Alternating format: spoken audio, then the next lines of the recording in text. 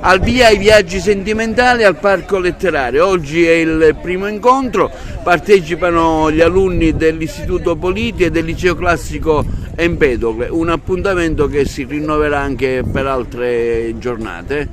Certamente, innanzitutto quella di oggi è non solo l'inizio di questo nuovo ciclo, ma è per le celebrazioni che dovevano svolgersi il giorno 10, perché il giorno era il 10 di dicembre dell'anniversario di cosa? Della consegna del premio Nobel a Luigi Pirandello del 1934 e della morte di Luigi Pirandello nel 1936, giusto il 10 di dicembre.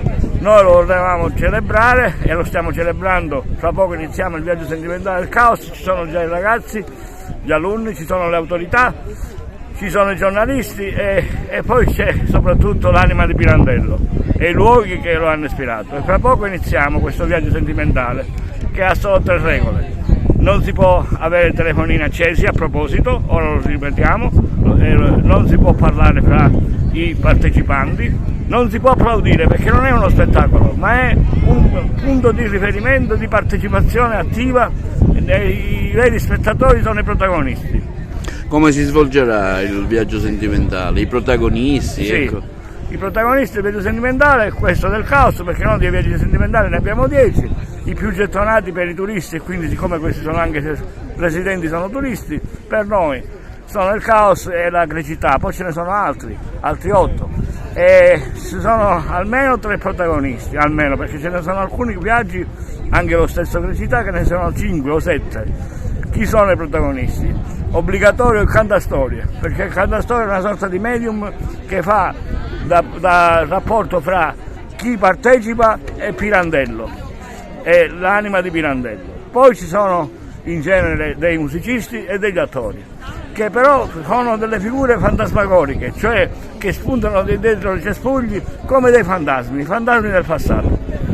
Lei oggi ha deciso di partecipare a questo viaggio sentimentale insieme agli alunni, dico un momento anche bello e importante. Sì, quando ci sono le scuole, le scolaresche, a me piace sempre intervenire perché rappresentano il futuro e quindi è giusto che in questo caso il grande drammaturgo Pirandello insegni qualcosa anche a loro.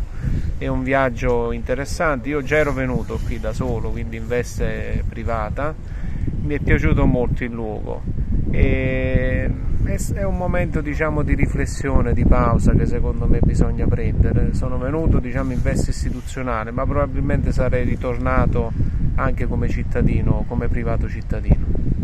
E perciò, ora che prevedo prossima la mia partenza, mi metterò a dire in faccia a tutti le informazioni che darò, se mai altrove mi domanderanno notizie di questo mio involontario soggiorno sulla terra, dove una notte di giugno caddi come una lucciola sotto un gran pino solitario in una campagna di olivi saraceni affacciata agli orli di un altipiano d'argille azzurre sul mare africano. Si sa le lucciole come sono, la notte il suo nero pare lo faccia per loro, perché volando non si sa dove, qua e là, in un momento aprono quel loro languido sprazzo verde. Ogni tanto qualcuno cade a terra e allora sì e no si vede quel verde come un sospiro di luce in terra che pare perdutamente lontano.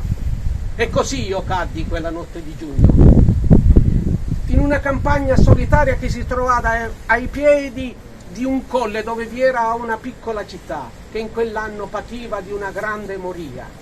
A causa di quella grande moria, mia madre, per lo spavento, mi mise al mondo prima del tempo previsto. In quella notte un mio zio, con un lanternino in mano, andò per la campagna a cercare una contadina che potesse aiutare mia madre a mettermi al mondo. Ma mia madre si era già aiutata da sé e io nacqui prima che quel mio zio tornasse indietro con la contadina.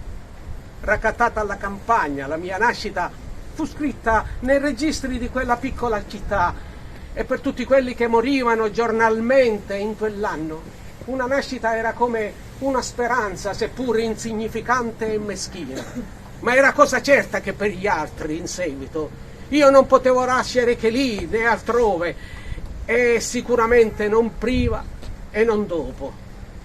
E dunque per questo Io sono figlio del caos, e non allegoricamente, ma in giusta realtà, perché sono nato in una campagna dove vi era un intricato bosco chiamato cavus dagli agrigentini, corruzione dialettale dell'antico vocabolo greco xaos.